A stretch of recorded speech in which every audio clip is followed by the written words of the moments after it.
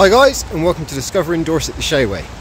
Today we're going to be having a little explore and a wander around one of Dorchester's historic landmarks, Thomas Hardy's Max Gate House. Here we are. This is the entrance. So we're going to go up that drive, get a ticket and see what we can see.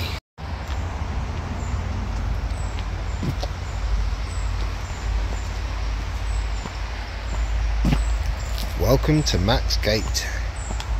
This way, please. There's the house, look. Beautiful, beautiful structure. What a gorgeous building.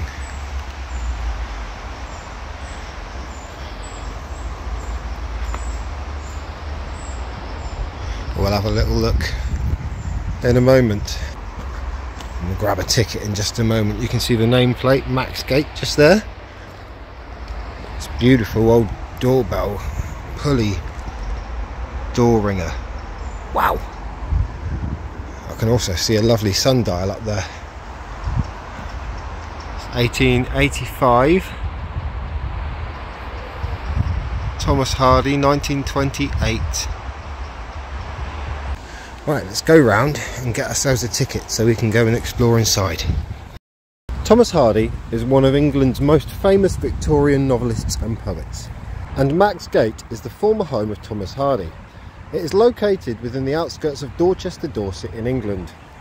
It was actually designed and built by Thomas Hardy himself for his own use in 1885. He lived there until his death in 1928.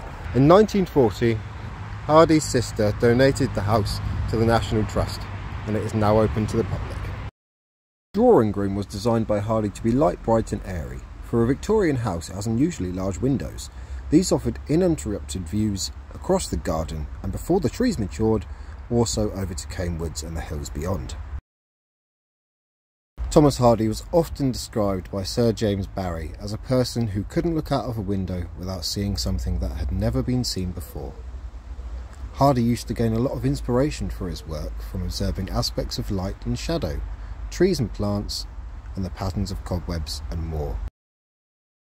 In 1894 to 1895, the drawing room was extended to form a second square turret, and the conservatory behind it was added in 1913.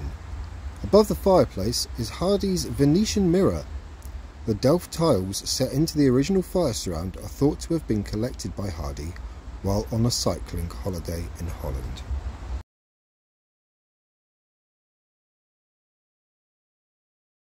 Many people of influence sat down in this room to dine with the Hardys.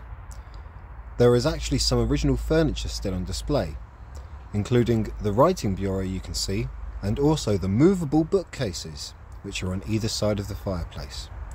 These were mentioned by T.E. Lawrence as he wrote about them in his diary. The alcove you can see was added in 1895. Hardy's novels being rather popular among the English society, this brought with it fame. Outside Max Gate sometimes you could see buses which would unload tourists from all over the country who would try and peer over the hedges and walls and catch a glimpse of Thomas Hardy himself. His solution was to design some shutters for the dining room windows to prevent people peering in on him or his guests. The wooden sash shutters themselves would look like a windowsill when not in use, and these were inspired by a design he had seen whilst working as an architect in London many years earlier. Meal times were far from conventional at Max Gate. Following a visit with Irish poet W.B. Yeats in 1912, Sir Henry Newbolt wrote, "I could hear and see Mrs. Emma Hardy giving Yeats much curious information about two very fine cats who sat right and left of her plate on the table itself. Yeats looks like an Eastern magician overpowered by a northern witch." In 1921, Lady Cynthia Asquith spoke of her experience with the dogs at the Hardy's place, saying, "The most despotic dog guests have ever suffered under. Wessex was specially uninhibited at dinner time, most of which he spent not under but on the table, walking about unchecked and contesting every single forkful of food on its way from my plate to my mouth.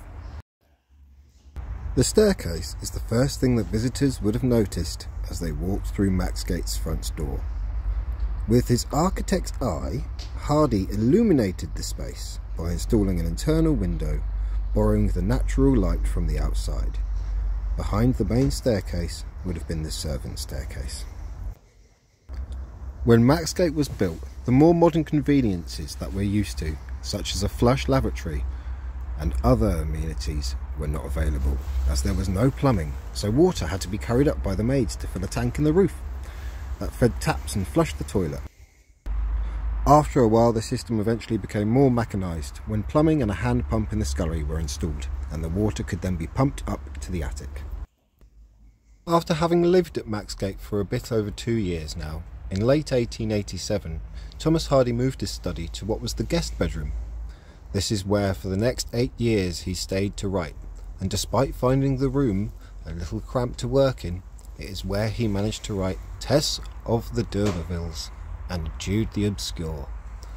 After the extension was built onto the back of the house in 1895, the room went back to a guest bedroom again, but in a much altered form.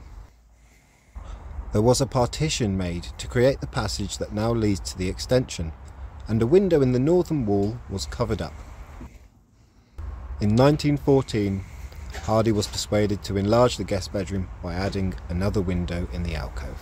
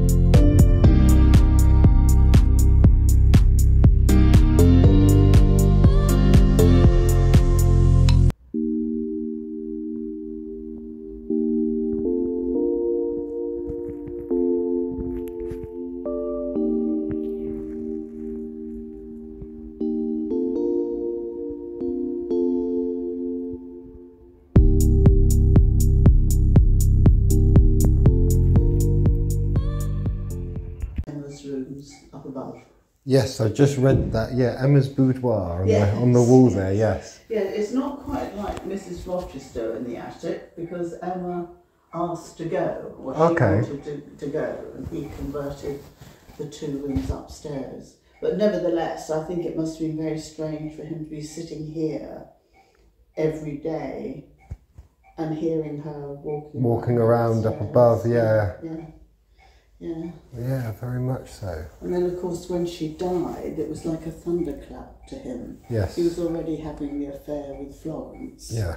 Florence knew Emma, but once Emma died, he started to write some of the best English love poetry to her, for her, about her, which must have been very difficult for the second wife. Yes.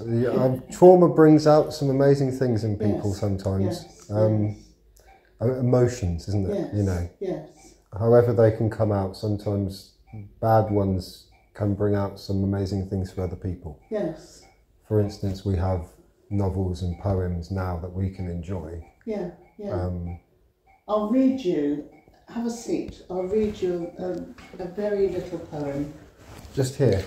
Yes. Thank you. He wrote this 10 years after Emma died. So this is the sort of thing that Florence, as the second wife, had to contend with. Okay. Really. And it's called 10 Years Since. 'Tis 10 years since I saw her on the stairs, heard her in house affairs and listened to her cares. And the trees are 10 feet taller, and the sunny spaces smaller, whose bloomage would enthrall her.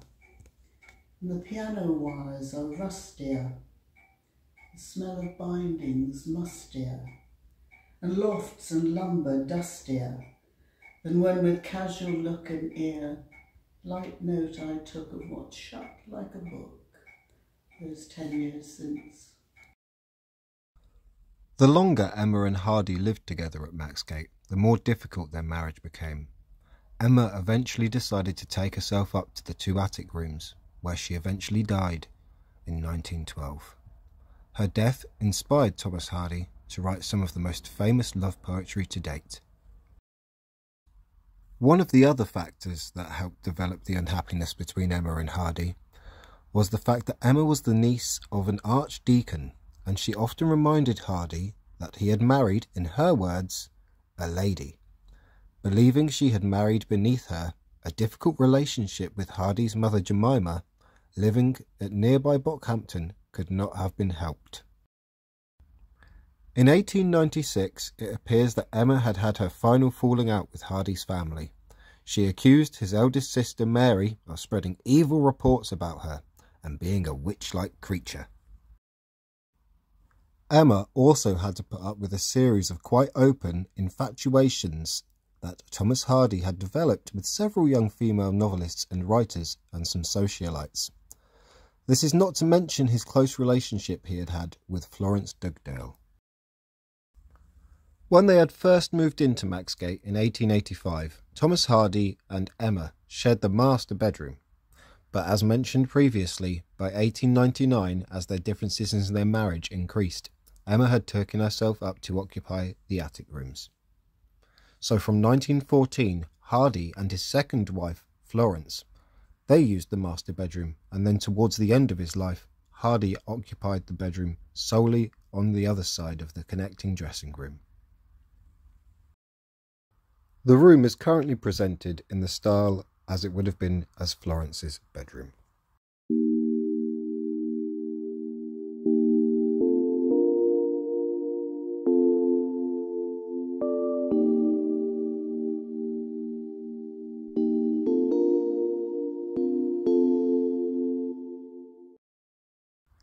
During the weeks leading up to Christmas in 1927, Thomas Hardy had become increasingly weak, developing a bad chill and remaining within his bedroom. Over the Christmas period, his appetite became poorer and poorer, and he only ate butter broth and beef tea. At the close of 1927, a window in the dressing room that was adjoined to his bedroom had been opened for Hardy to hear the church bells, which was a sound he particularly loved and enjoyed when they rang the New Year. Florence's sister Eva, who was a nurse, came and helped to care for Hardy.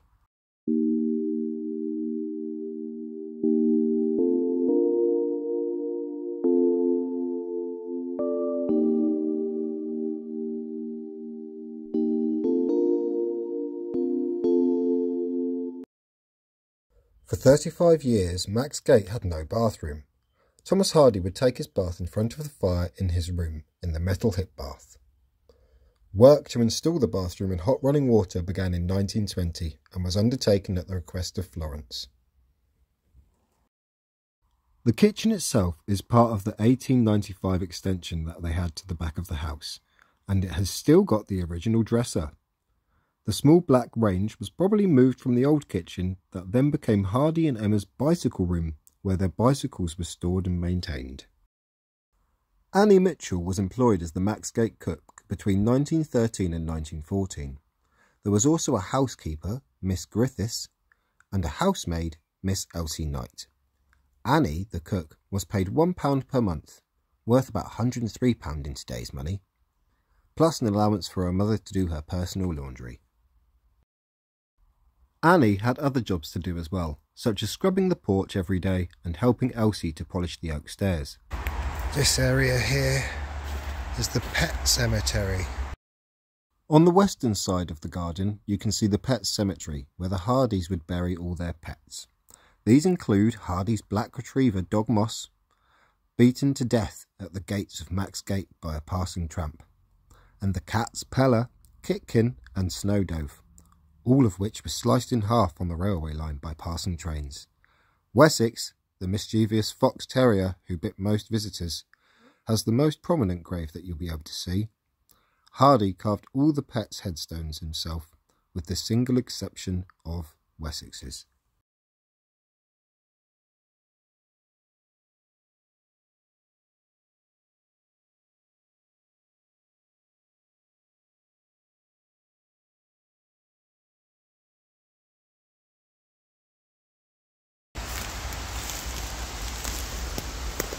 The old pump. Just here, I believe this is the Saxon stone.